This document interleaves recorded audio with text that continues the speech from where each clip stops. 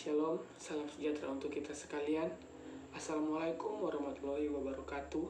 Puji syukur saya ucapkan terima kasih atas berkat karunia Tuhan Yang Maha Esa, karena sampai saat ini masih diberi kesempatan untuk menyelesaikan materi ini.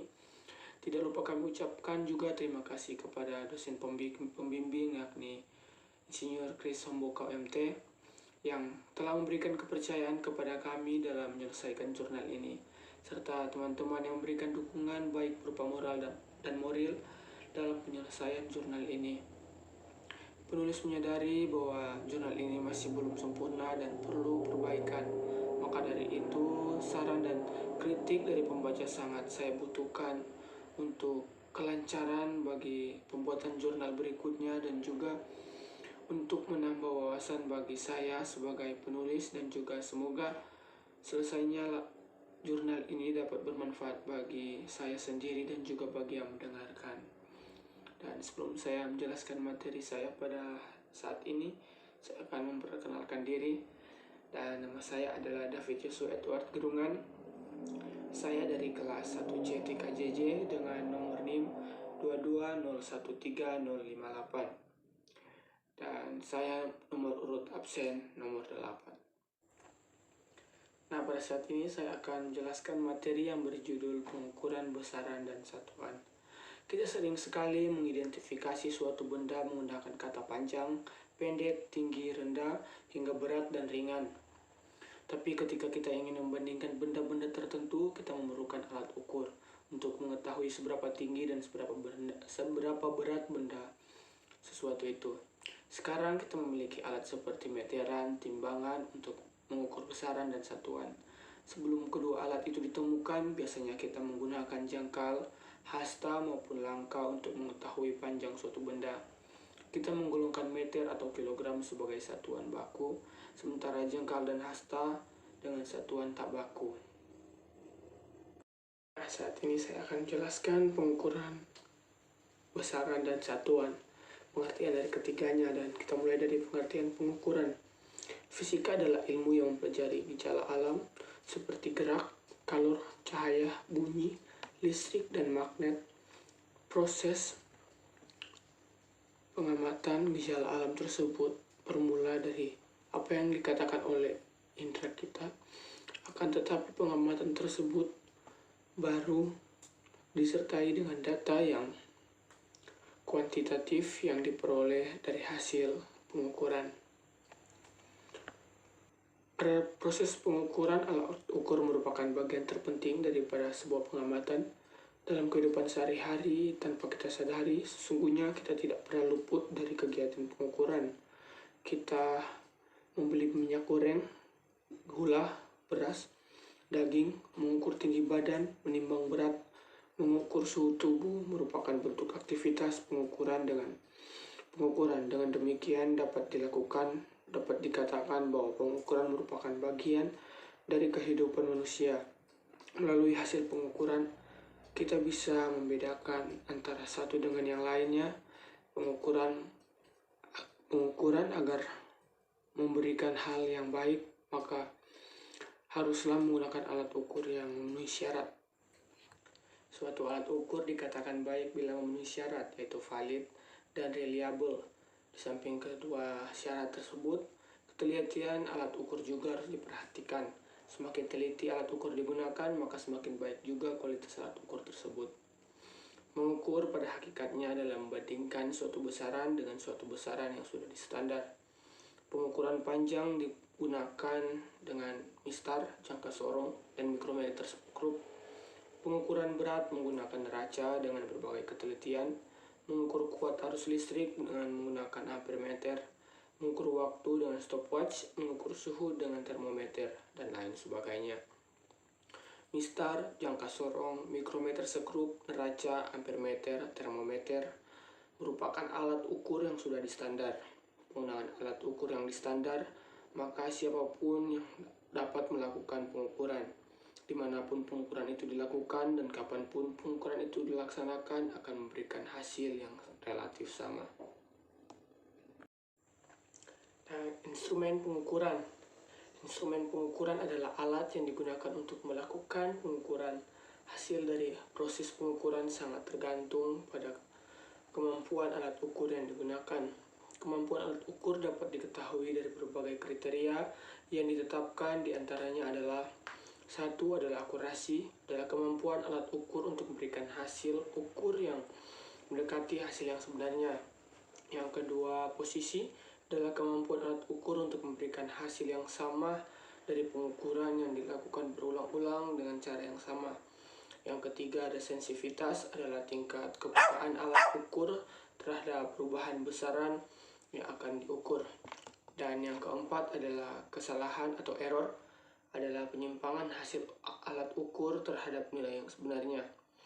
Idealnya, sebuah alat ukur memiliki akurasi, posisi, dan sensitivitas yang tidak baik sehingga tingkat kesalahannya relatif kecil dan data yang dihasilkan adalah akurat. Dan ada juga pengukuran besaran pokok yang terdiri atas pengukuran besaran panjang yang biasa dilakukan dengan menggunakan mistar, jangka sorong, atau mikrometer sekrup. Alat ukur ini memiliki nilai ketelitian yang berbeda-beda. Nilai ketelitian ada nilai yang terkecil yang masih dapat diukur. Yang pertama, mistar atau penggaris. Mistar merupakan alat ukur panjang yang paling sederhana dan sudah dikenal oleh banyak orang. Ada dua jenis mistar yaitu yang sering digunakan, yaitu stickmeter dan mistar metrik. Stickmeter memiliki panjang 1 meter dan memiliki skala diameter cm dan mm. Mistar metrik memiliki panjang 30 cm. Mistar memiliki skala pengukuran sekecil 1 mm. Sesuai dengan jarak garis terkecil antara dua garis yang sering berdekatan, ketelitiannya adalah 0,5 mm atau setengah dari skala yang terkecil. Dan yang kedua ada mistar pita atau pita pengukur. Digunakan untuk mengukur suatu objek yang tidak bisa diukur dengan mistar, misalnya karena ukurannya terlalu panjang atau bentuknya yang tidak lurus. Mempunyai tingkat ketelitian sampai dengan 1 mm. Dan yang ketiga ada jangka sorong. Jangka sorong dipakai untuk mengukur suatu benda dengan panjang yang kurang dari 1 mm. Skala terkecil atau tingkat ketelitian pengukurannya sampai dengan 0,01 cm atau 0,1 mm. Umumnya jangka sorong digunakan untuk mengukur panjang suatu benda, diameter bola, ebal uang logam, dan diameter bagian dalam tabung. Jangka sorong memiliki dua skala pembacaan, yaitu yang pertama skala utama atau tetap yang terdapat pada rahang tetap jangka sorong. Yang kedua ada non-news, yaitu skala yang terdapat pada jangka sorong yang dapat bergerak jika digerakkan atau bergeser. Dan yang keempat ada mikrometer sekrup yang merupakan alat ukur panjang dengan tingkat ketelitian terkecil, yaitu 0,01 mm atau 0,001 cm. Skala terkecil atau skala non-news pada mikrometer sekrup terdapat pada rahang geser, sedangkan skala utama terdapat pada rahang tetap. Mikrometer sekrup digunakan untuk mengukur diameter benda, bundar, dan plat yang sangat tipis. Digunakan untuk mengetahui ukuran panjang yang sangat kecil mempunyai tingkat kesulitan atau tingkat ketelitian sampai dengan 0,01 mm. Dan lanjut, ada juga alat ukur massa. Berdasarkan cara kerjanya dan ketelitian neraca dibedakan menjadi 3 bagian, yaitu yang pertama digital, yaitu neraca yang bekerja dengan sistem elektronik, tingkat ketelitiannya hingga 0,01 gram. Yang kedua ada neraca Ohaus, yaitu neraca dengan tingkat ketelitian hingga 0,01 gram. Dan yang ketiga ada neraca sama lengan, yaitu neraca dengan tingkat ketelitian mencapai 1 mg atau 0,01 gram. Ada 4 macam prinsip kerja neraca, yaitu yang pertama ada prinsip keseimbangan gaya gravitasi, contoh neraca sama lengan. Yang kedua, prinsip keseimbangan momen gaya, contoh neraca Dachin. Dan yang ketiga, prinsip keseimbangan gaya elastis, contoh neraca Pegas untuk membimbing bahan-bahan baku. Dan yang keempat ada inersis atau kelembaman, contoh neraca Inersia. Dan juga ada alat ukur waktu. Sebenarnya ada banyak alat ukur waktu yang tersedia seperti jam tangan, jam dinding, jam bandul, dan sebagainya. Namun yang sering digunakan di laboratorium adalah stopwatch. Satuan internasional untuk waktu adalah detik atau second. 1 second standar adalah waktu yang dibutuhkan untuk atom cesium 133 untuk bergetar sebanyak 9.192.631.770 kali. Alat yang digunakan untuk mengukur waktu antara lain jam, matahari, jam dinding, arloji dengan ketelitian 1 second, dan stopwatch yang memiliki ketelitian 0,1 second. Dan juga ada alat ukur suhu atau temperatur. Alat ukur suhu adalah termometer dan ada banyak sekali jenis termometer. Dilihat dari jarak skala yang ada 3 macam termometer yaitu Celcius, Fahrenheit, dan Reaumur. Ditinjau dari bahan termometrik yang digunakan juga ada 3 jenis termometer yaitu termometer gas, zat cair, dan zat padat atau thermopile, dan hambatan platina. Dan yang terakhir ada alat ukur massa jenis. Massa jenis termasuk besaran turunan yaitu sama dengan massa dibagi volume benda. Oleh karena itu, untuk menentukan massa jenis sebuah benda, kita perlu 2 alat ukur, yaitu alat ukur massa atau neraca dan alat ukur volume penggaris atau benda yang teratur bentuknya seperti gelas ukur. Cara lain untuk mengukur volume benda adalah dengan memasukkan benda langsung ke dalam gelas ukur. Contohnya mula-mula air pada gelas untuk menunjuk skala pada 12,4 mili. Setelah sebuah benda dimasukkan pada gelas air menunjukkan pada skala 20,2 mil. Jadi volume benda tersebut adalah 20,2 mil, 12,4 mil, atau 7,4 mil. Kita lanjut. Yang kedua adalah besaran. Pengertian besaran. Besaran adalah suatu yang dapat diukur serta dapat dinyatakan dengan angka dan memiliki nilai satuan. Besaran berdasarkan cara memperolehnya dapat dikelompokkan menjadi 2 macam, yaitu yang pertama besaran fisika, yaitu besaran yang diperoleh dari pengukuran. Karena diperoleh dari pengukuran maka harus ada alat ukurnya. Sebagai contoh adalah massa. Massa merupakan besaran fisika karena massa dapat diukur dengan menggunakan neraca. Besaran fisika sendiri dibagi menjadi 2, yaitu besaran pokok dan besaran turunan. Dan yang kedua, besaran pokok adalah besaran yang ditemukan lebih dulu berdasarkan kesepakatan para ahli fisika. Berdasarkan besaran pokok yang paling umum ada 7 macam, yaitu panjang meter, bisa kita lihat di tabel. Yang kedua ada massa, kilogram. Ketiga waktu, ada second.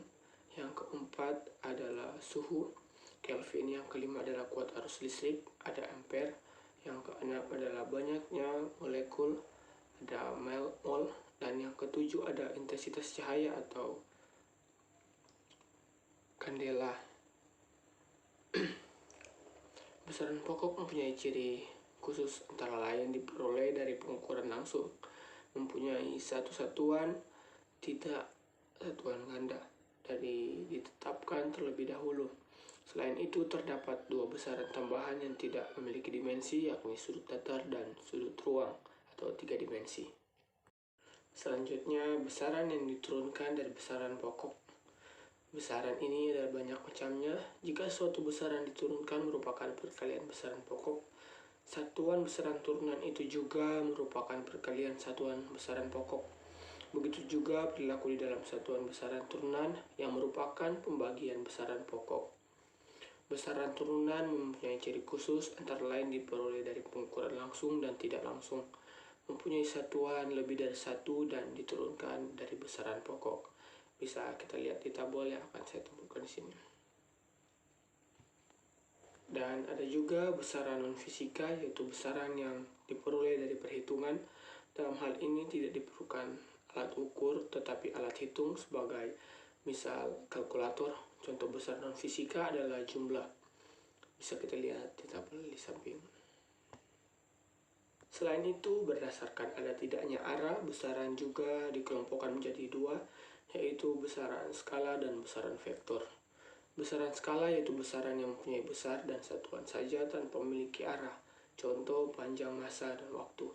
Yang kedua ada besaran vektor, yaitu besaran yang memiliki besar atau nilai, satuan, dan arah. Contohnya adalah kecepatan, gaya, perpindahan, dan lain-lain.